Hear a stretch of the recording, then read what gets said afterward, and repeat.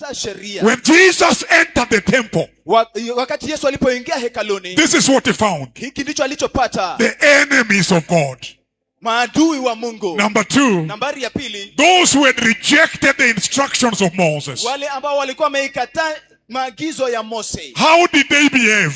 Je, walijiendeleza vipi? He's saying in the book of Hebrews 10 verse 26. Anasema katika kitabu cha Ibrania 10:26, A condition called hali ambayo inaitwa deliberate sinners. watenda dhambi wa kimaksudi. Meaning they know the law of worship. Kumaanisha kwamba wanamjua Bwana wanayemwabudu, wanajua sheria ya ibada, They know the law of worship, wanajua sheria ya ibada, but they don't follow it. lakini hawaifuatii. They are rejecting the law of Moses. Wanaikataa sheria ya Musa. They have turned to be the enemies of God. Wamegeuka kuwa maadui wa Mungu. Because he's saying, if you love me, then obey my Kwa commands. sababu anasema kama unanipenda na unatii sheria zangu. So he found a condition in church where people were not obedient to the voice of God. Kwa hivyo walipata hali kanisani ambapo watu hawako watiifu kwa sauti ya Bwana. Who are these people who are known as deliberate sinners? Hawa ni kina nani ambao wanajulikana kama watenda dhambi wa kimakusudi? If you are writing, Kama unaandika, there is now a condition in the church sasa kunayo hali kanisani called deliberate sinners. ambayo inaitwa watenda dhambi wa kimakusudi. Who are these deliberate sinners? Hawa watenda dhambi wa kimakusudi ni kina nani? Who are these deliberate sinners? Hawa watenda dhambi wa kimakusudi ni kina nani? Number 1, Nambari ya kwanza,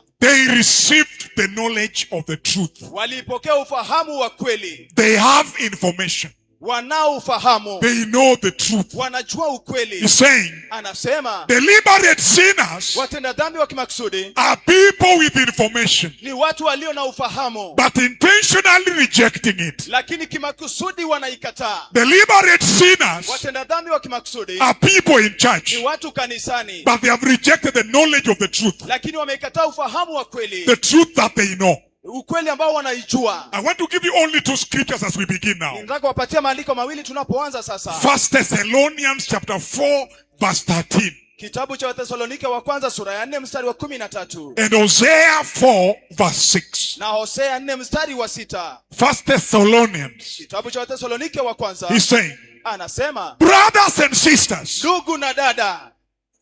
Look at this now. Look at this.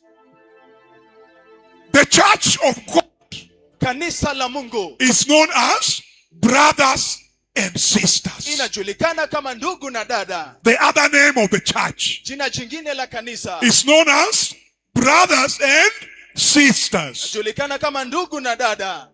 He is addressing brothers and sisters. Anawazungumzia ndugu na dada, And he's saying, na anasema, brothers and sisters, ndugu na dada, we do not want you to be uninformed about these things here. hatutaki mkose kujua kuhusu wale waliolala mauti, kuhusu mambo haya hapa. Brothers and sisters in church, Ndugu na dada kanisani, the worst thing is to be in church uninformed. jambo ambalo ni mbaya zaidi ni kuwa kanisani na huna ufahamu. Sitting in church without information. Umeketi kanisani bila ufahamu. Attending services every day without knowing the requirements. Unahudhuria ibada kila wakati pasipo na kujua matakwa. Brothers and sisters, Ndugu na dada, do not be ignorant. usikose kujua. Brothers and sisters, Ndugu na dada, do not be uninformed. usikose ufahamu. Hosea chapter 4 verse 6. Kitabu cha Hosea sura yake ya 4 mstari wa 6.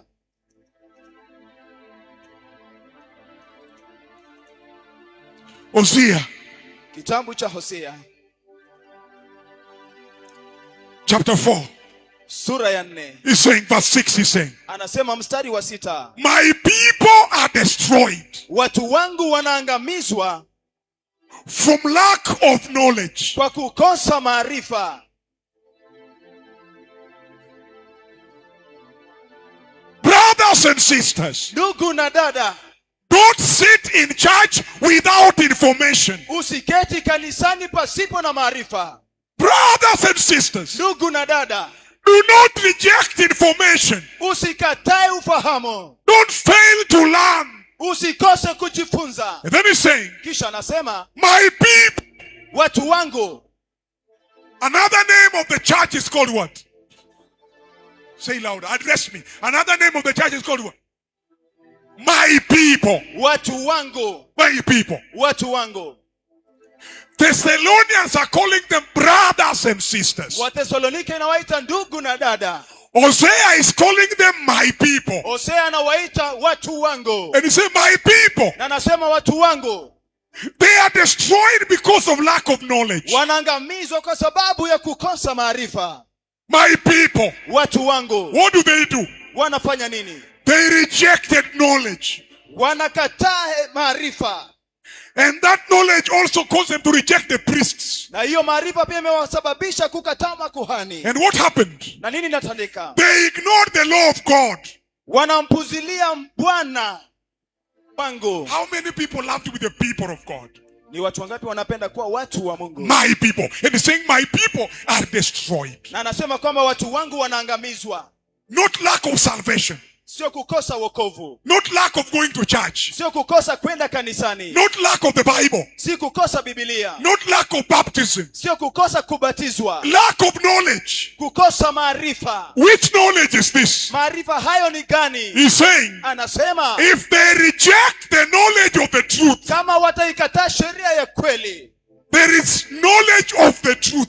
Kunayo ile ufahamu ya kweli. Ufahamu ya ukweli. Ufahamu ya ukweli. Hosea is warning them against it. Hosea anawaonya dhidi yake. Hosea is warning them. Hosea anawaonya. He's saying, anasema, don't reject. Usikatae. Don't reject knowledge. Don't reject instruction. Usikatae maagizo, usikatae maarifa. Don't try. Usijaribu. Hebrews is saying, Waibrania anasema, there are people sitting in church now. Kuna watu wameketi kanisani sasa. They have rejected the truth. Wameikataa kweli. Though they know it. Ilhali wanaijua. Hata ingawa wanaijua. They have rejected it. Wameikataa. And then Hosea is saying, na kisha Hosea anasema, that is why they are being destroyed. Ndio sababu wameangamizwa. I am coming step by step, beloved people. Ninakuja hatua kwa hatua, watu wapendwa. Deliberate sinners. Watenda dhambi wa kimakusudi. This is what they do. Hiki ndicho wanafanya. They willfully reject the truth.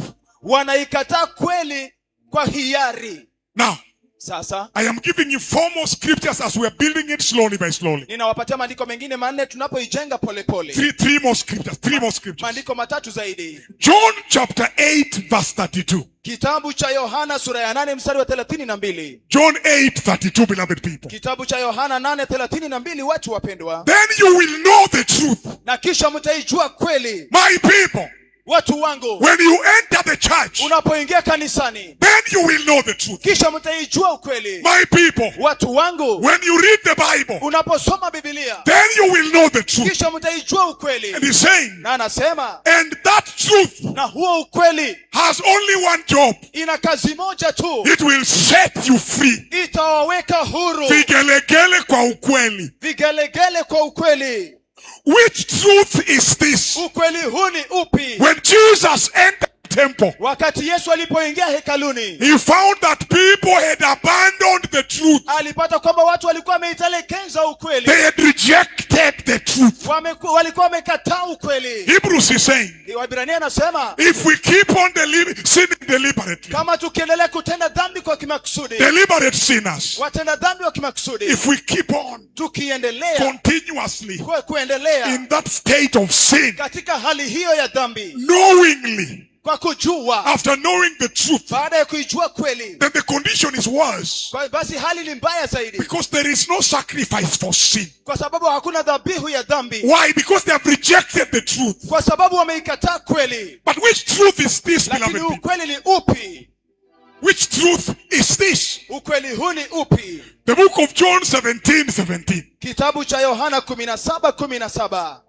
He's saying when you know the truth, anasema unapoijua kweli, it has only one responsibility. Ina jukumu moja tu. Setting people free. Kuwaweka watu huru. Look at 17, he's saying. Tazama 17 anasema, sanctify them by the truth. Ukawatakase kwa ile kweli. Your word is truth. Neno lako ndilo kweli. Which truth is this? Ukweli ni upi? Which they rejected. Ambayo waliikataa. In the book of Hebrews chapter 10. Katika kitabu cha Ibrania sura ya 10. When Jesus stepped in the temple. Wakati Yesu alipokanyaga ndani ya hekalu. He's saying, anasema, if we keep on sinning deliberately, kama tukiendelea kutenda dhambi kwa kimakusudi, after knowing the knowledge, after receiving the knowledge of the truth, baada ya kuipokea ufahamu wa kweli, there is no sacrifice left. Hakuna dhabihu iliyosalia. after receiving the truth, baada ya kuipokea ukweli, he's saying, Lord, anasema hapa, Lord, Bwana, sanctify them by the truth. ukawatakase kwa kweli. Your word is truth. Neno lako ndilo kweli. So when Jesus entered the church, Kwa hivyo basi Yesu alipoingia kanisani, what did he find missing?